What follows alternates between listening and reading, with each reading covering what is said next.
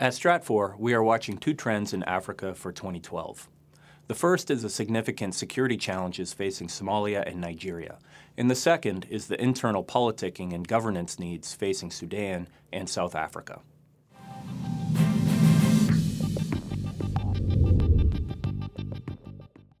Somalia will see a containment strategy solidified against Somali jihadists, comprising the transnationalist group Al-Shabaab and its nationalist rival, the Somali Islamic Emirate.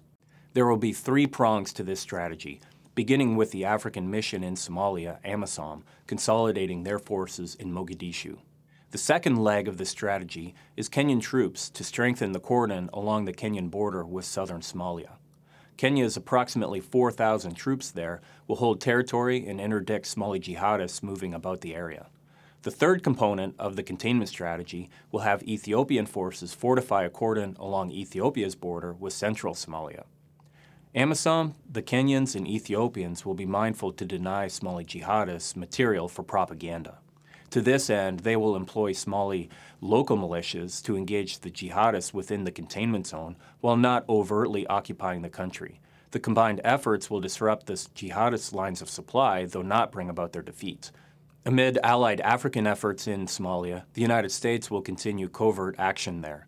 U.S. Special Operations Forces and unmanned aerial vehicles will collate intelligence with the Somali government and its allies, and U.S. forces will remain poised for opportunity-driven strikes at high-value Somali jihadists or senior al-Qaeda figures in East Africa and the Horn of Africa.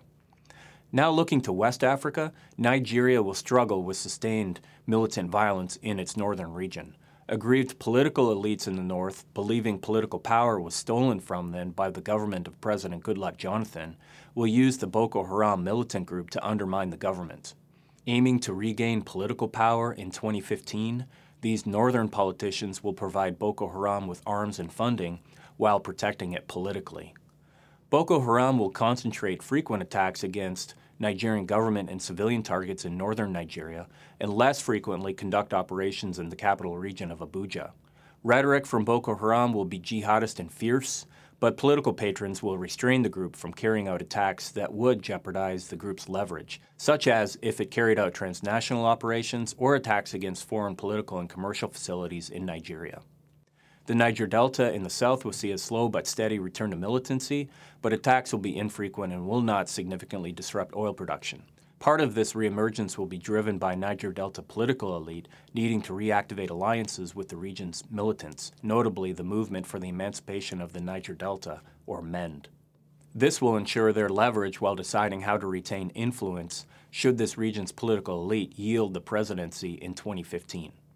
The nature of relations between Sudan and South Sudan for 2012 will be based on ad hoc agreements of bilateral cooperation rather than a legally binding accord. Domestic opposition in both capitals will hold up a more formal or legalistic accord, especially in the oil sector both governments are strongly dependent on. Border clashes will occur while most of the years spent by Khartoum and Juba settling into an informal understanding of their shared border and its obligations. South Africa will remain focused on internal rivalries that will inhibit its ability to consolidate its influence in the southern African region. The ruling ANC will contend with a leadership convention and election in December 2012, with President Jacob Zuma moving to win a second term as ANC president. Zuma's alliance will work to thwart their ANC rivals from developing a counter-alliance sufficient to challenge his re-election.